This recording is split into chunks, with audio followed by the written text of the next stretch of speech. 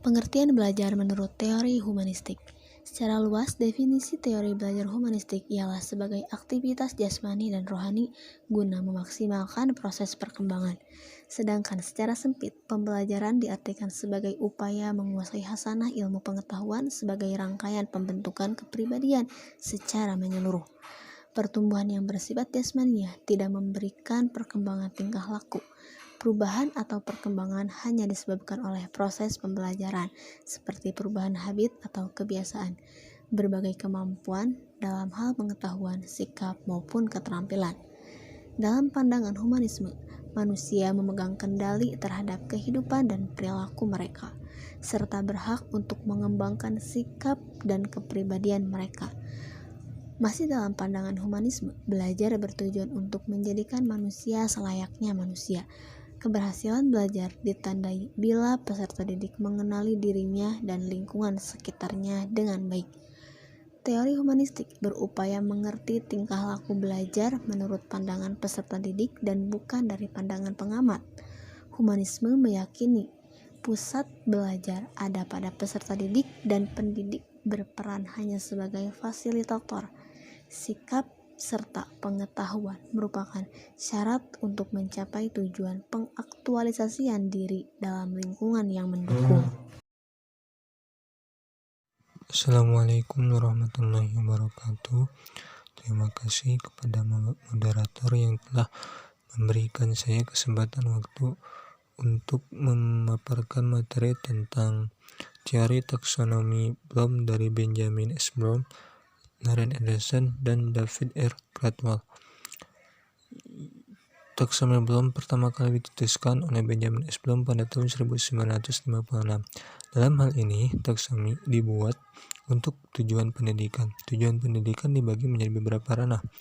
Dalam teori taksonomi Bloom ada 3 ranah. Yang pertama ada option A atau cognitive domain, ranah kognitif, yang dimana ranah ini yang berisi perilaku-perilaku yang menekankan terhadap peserta didik kepada aspek-aspek intelektual seperti pengetahuan, pengertian, dan keterampilan berpikir. Yang kedua yaitu ada affective domain, di mana affective domain ini berisi tentang perilaku-perilaku yang menekankan aspek-aspek perasaan dan emosi seperti minat, sikap, apresiasi, dan cara menyesuaikan diri. Yang ketiga yaitu ada option psikomotoron domain, ranah psikomotor, di mana teori ini berisi tentang perilaku-perilaku yang menekankan kepada aspek-aspek keterampilan motorik seperti tulisan tangan, mengetik, berenang, dan mengoperasikan mesin. Dalam taksonomi Bloom dikenal tokoh Lauren Anderson yang berhasil mengembangkan teori taksonomi tersebut yang menjadi taksonomi belajar mengajar. Taksonomi tersebut terbagi menjadi 2, yakni dimensi kognitif dan pengetahuan, di mana dimensi kognitif ini menekankan terhadap peserta didik untuk mempelajari untuk mengingat, memahami, lalu mengingat kembali, lalu menganalisis, lalu mengevaluasi, serta menciptakan sesuatu. Yang kedua yaitu pengetahuan, di mana pengetahuan ini ada berdasarkan pengetahuan faktual, berdasarkan pengetahuan konseptual, dan pengetahuan prosedural. Dan keempat adalah pengetahuan metakognisi. David Caldwell memberikan banyak kontribusi untuk taksonomi Bloom. Ini menekankan kerangka kerja untuk mengklarifikasikan siswa untuk belajar sebagai hasil dari pengajaran. Caldwell menggambarkan ini sebagai sarana untuk memfasilitasi pertukaran item tes di antara fakultas di berbagai universitas untuk membuat bank item masing-masing mengukur tujuan pendidikan yang sama. Caldwell dan Bloom bekerja sama secara erat saat mereka berada di University of Chicago, di mana Caldwell menyelesaikan gelar master dan doktornya. Disinilah Bloom mendapatkan ide tentang taksonomi pendidikan, dan Caldwell membantu dalam banyak hal. Meski taksonomi asli Bloom terdiri dari 6 kategori, ketika Caldwell merevisinya, ia terdiri dari 4 kategori. Yang lebih tepat, kategori ini dikenal sebagai bagian dimensi pengetahuan, dan ini termasuk pengetahuan faktual, pengetahuan konseptual, pengetahuan prosedural, dan pengetahuan metakognitif. Mungkin itu saja yang dapat saya sampaikan. Saya kembalikan lagi kepada moderator. Pandangan Peter Hani dan Alan Mumford terhadap belajar terdapat 4 kelompok. Yang pertama, kelompok aktivis. Orang-orang yang tergolong dalam kelompok aktivis adalah mereka yang senang melibatkan diri dan berpartisipasi aktif dalam berbagai kegiatan dengan tujuan untuk memperoleh pengalaman-pengalaman baru. Orang-orang tipe ini mudah untuk diajak berdialog, memiliki pemikiran terbuka, menghargai pendapat orang lain, dan mudah percaya. Namun, dalam melakukan tindakan, seringkali kurang mempertimbangkan secara matang dan lebih banyak didorong oleh kesenangannya untuk melibatkan diri. Kelompok yang dua, kelompok reflektor. Dalam melakukan tindakan, orang-orang tipe ini sangat berhati-hati dan penuh pertimbangan. Pertimbangan baik buruk, untung rugi selalu diperhitungkan dengan cermat dalam memutuskan sesuatu. Orang-orang demikian tidak mudah dipengaruhi sehingga cenderung bersifat konservatif. Kelompok yang ketiga, kelompok teoris. Orang-orang tipe ini memiliki kecenderungan sangat kritis. Mereka suka menganalisis, berpikir rasional dengan menggunakan penalarannya. Segala sesuatu dikembalikan kepada teori dan konsep-konsep atau hukum-hukum. Mereka tidak menyukai pendapat atau penilaian yang sifatnya subjektif. Yang terakhir, kelompok pragmatis. Tipe pragmatis memiliki sifat-sifat yang praktis. Mereka tidak suka berpanjang lebar dengan teori-teori, konsep-konsep, dalil-dalil, dan sebagainya. Bagi mereka yang penting adalah aspek-aspek praktis. Sesuatu hanya bermanfaat jika dipraktikkan. Bagi mereka, sesuatu adalah baik dan berguna jika dapat dipraktikkan dan bermanfaat dalam kehidupan. Assalamualaikum warahmatullahi wabarakatuh. Terima kasih kepada moderator yang telah memberikan saya kesempatan waktu kembali untuk menjelaskan tentang pandangan Jürgen Habermas terhadap belajar, di mana di sini jelaskan bahwa tokoh humanis lain adalah Jürgen Habermas. Menurutnya, belajar baru akan terjadi jika ada interaksi antar individu dengan lingkungannya, di mana lingkungan belajar yang dimaksud di sini adalah lingkungan alam maupun lingkungan sosial, sebab antara keduanya tidak dapat dipisahkan. Jadi dapat kita ketahui bahwasanya interaksi dengan lingkungan itu merupakan intonasi yang sangat penting dan tidak bisa dipisahkan dalam lingkungan apapun jika ingin terjadinya suatu pembelajaran. Selanjutnya, Jürgen Habermas membagi tipe belajar menjadi 3, yaitu belajar teknis, yang kedua yaitu belajar praktis, dan yang ketiga itu belajar emasipatoris. Belajar teknis atau technical learning, yang dimaksud belajar teknis adalah belajar bagaimana seseorang dapat berinteraksi dengan lingkungan alamnya secara benar. Yang kedua yaitu belajar praktis atau practical learning. Sedangkan yang maksud belajar praktis adalah belajar bagaimana seseorang dapat berinteraksi dengan lingkungan sosialnya, yaitu dengan orang-orang di sekelilingnya dengan baik. Kegiatan belajar ini lebih mengutamakan terjadinya interaksi yang harmonis antara sesama manusia. Untuk itu, bidang-bidang ilmu yang berhubungan dengan sosiologi, komunikasi, psikologi, antropologi, dan semacamnya amat diperlukan.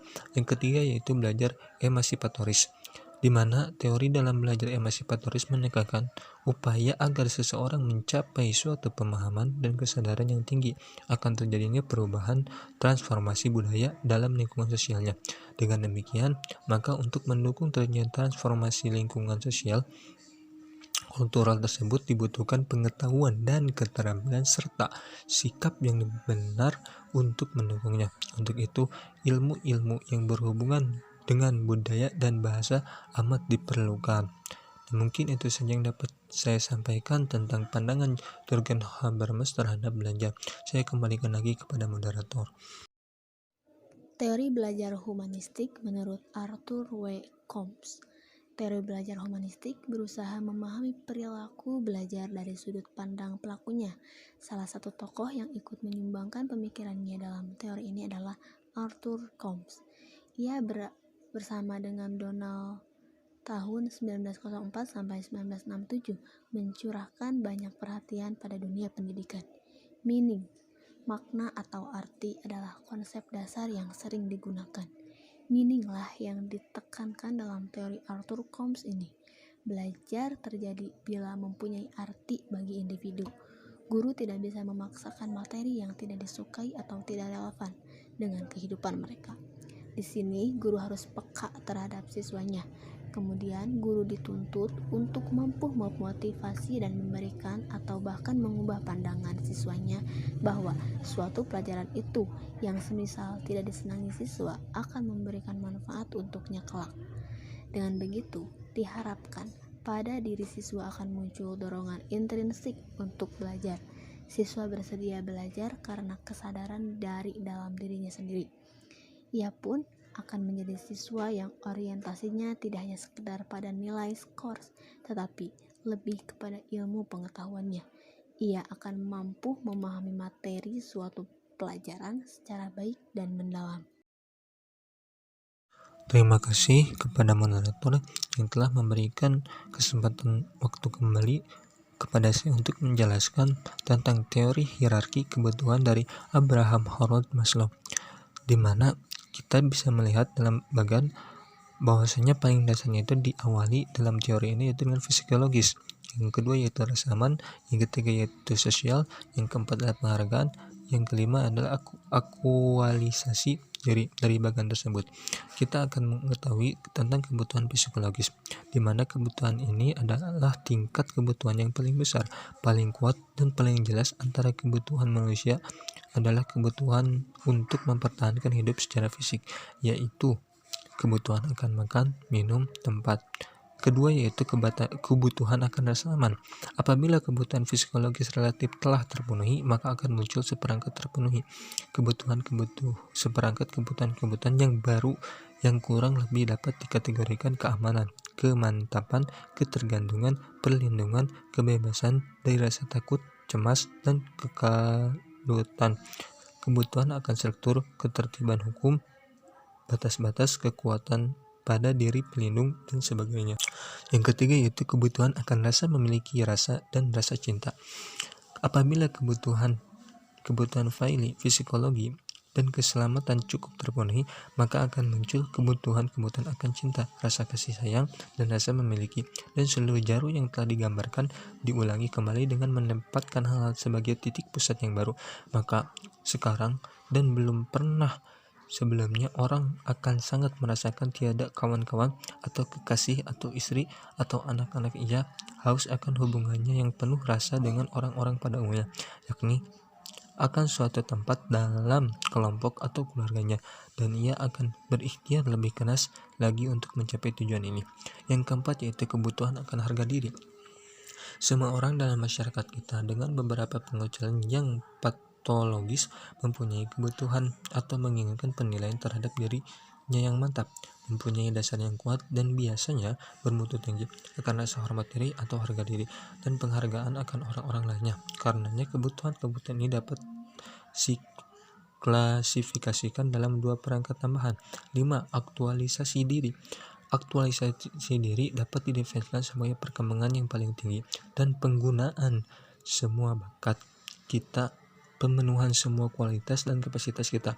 Kita harus menjadi menurut potensi kita untuk menjadi, meskipun kebutuhan dalam tingkat yang lebih rendah dipuaskan, seperti merasa aman secara fisik maupun emosional, mempunyai perasaan memiliki dan cinta, serta merasa bahwa diri kita adalah individu yang berharga.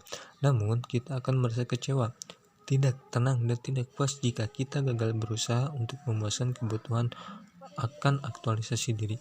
Mungkin itu saja materi yang saya dapat sampaikan. Saya kembalikan lagi kepada moderator. Terima kasih. Assalamualaikum warahmatullahi wabarakatuh. 7. Teori belajar sebagai fasilitas atau facilitation theory dari Carl Ransom Rogers. Menurut pendapat Carl Ransom Rogers, ahli psikoterapi, praktek pendidikan menitik beratkan pada segi pengajaran, bukan pada siswa yang belajar. Praktek tersebut ditandai oleh peran guru yang dominan dan siswa hanya menghafalkan pelajaran. Langkah-langkah dan sasaran yang perlu dilakukan oleh guru menurut Rogers adalah siswa membuat kontrak belajar, guru menggunakan metode inquiry atau belajar menemukan, guru menggunakan metode simulasi, guru mengadakan latihan kepekaan agar siswa mampu menghayati perasaan dan berpartisipasi dengan kelompok lain, guru bertindak sebagai fasilitator agar tercipta peluang bagi siswa untuk timbulnya kreativitas dalam belajar. Jadi, dapat ditegaskan bahwa belajar menurut Carl Rogers adalah untuk membimbing anak ke arah kebebasan dan kemerdekaan, mengetahui apa yang baik dan buruk, dapat melakukan apa yang dilakukannya dengan penuh tanggung jawab sebagai hasil belajar. Kebebasan itu hanya dapat dipelajari dengan memberi anak didik kebebasan sejak mulanya sejauh ia dapat memikulnya sendiri. Hal itu dilakukan dalam konteks belajar. 8. Teori belajar dari pengalaman atau experiential learning theory dari David Kolb. Gaya belajar model David Kolb terimplisit dalam resource-based learning, belajar berdasarkan sumber, yang mengajak siswa melakukan observasi untuk memecahkan masalah. Menurut David Kolb, gaya belajar yang melibatkan pengalaman baru siswa adalah yang terbaik, mengembangkan observasi atau merefleksi, menciptakan konsep, dan menggunakan teori untuk memecahkan masalah. Kolb membagi tahap belajar dalam 4 tahap, yaitu sebagai berikut. A. Pengalaman konkret pada tahap dini. B. Pengamatan aktif dan reflektif. C. Konseptualisasi. D. Eksperimentasi aktif. Kolb mengklasifikasi gaya belajarnya siswa ke dalam 4 kecenderungan utama, yaitu yang ke-1 concrete experience, bahwa siswa belajar melalui perasaan atau feeling. Yang kedua, abstract conceptualization, siswa belajar melalui pemikiran. C. Reflective observation, siswa belajar melalui pengamatan. Yang terakhir adalah 4, active experimentation.